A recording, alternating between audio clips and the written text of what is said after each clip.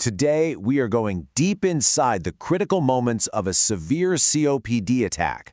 We're going to follow the medical journey step by step to really understand what happens when a chronic condition suddenly spirals into a life or death crisis. So just imagine this for a second. Someone who lives with a long-term breathing condition suddenly just can't catch their breath. They're in serious distress and every single second counts. This isn't just a bad symptom day. This is a full-blown emergency. So where do we go from here? What happens next? Well, medically, this scary event has a name. It's called a COPD exacerbation. Think of it as the tipping point, It's where the manageable suddenly becomes unmanageable. The lungs are just completely overwhelmed, and the body's ability to get oxygen is failing, fast. This is the core problem that kicks off that whole emergency response. Okay, so the very first step for any medical team is to figure out exactly how bad the situation is. And that whole process begins by decoding the patient's symptoms. It's like the start of a really rapid clinical investigation. The patient might come in with a whole range of symptoms. Maybe they're feeling way more breathless than usual, their cough is worse, or they notice a change in their sputum. That's the mucus they're coughing up. Any one of these could signal an exacerbation is starting. But what clinicians are really looking for is a much more dangerous pattern of signs. And this is that pattern. These right here are the major red flags. If a patient is struggling to breathe even when they're just sitting still, if their skin starts to get that bluish tint from a lack of oxygen, or if their breathing and heart rates are sky high, then all the alarm bells are ringing. This combination tells the medical team that this isn't some moderate flare-up. No, this is a life-threatening event. You can actually see just how hard the body is fighting to breathe. Clinicians look for something called accessory muscle use. Just picture it. The main breathing muscle, the diaphragm, is totally exhausted, so the body does what it has to do. It calls in backup, recruiting muscles in the neck and between the ribs to physically help pull in air. Seeing that is a dead giveaway for severe distress. All right, so once they've established how severe this is, the race to stabilize the patient is on. And this is the first line of defense, an immediate aggressive treatment protocol. The response follows a really clear step-by-step plan. First up, supplemental oxygen. Then, a quick 1-2 punch of inhaled medicines, bronchodilators to open up the airways, and anticholinergics to keep them from tightening back up. After that, they give systemic steroids to fight all the underlying inflammation. And finally, if they suspect an infection triggered this whole thing, they'll consider antibiotics. It's a 5-pronged attack designed to get the situation under control fast. Now, here's a really fascinating and, frankly, crucial detail.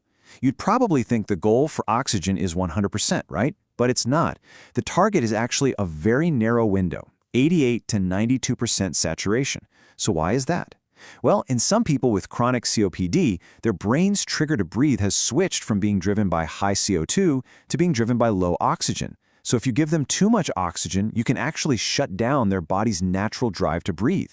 Clinicians have to find that sweet spot, just enough oxygen to help, but not so much that it makes things worse. So with that first-line treatment underway, the team enters this period of really intense observation. This is a critical turning point where they have to answer one simple question. Is it working? This is the fork in the road. On one path, you have success. The patient's breathing gets easier, their vitals start to stabilize, and that frantic muscle use we talked about starts to calm down. But on the other path, you have failure. Symptoms are getting worse, oxygen levels are still dropping, and this is the most critical one, the patient starts getting drowsy or confused. That's a huge sign the brain isn't getting enough oxygen, and a massive decision has to be made, and it has to be made right now. If that patient is on the path to failure, the next level of care has to be brought in immediately. It's time to choose a more advanced form of breathing support because that first-line treatment just isn't cutting it. And the source material is really clear on this point.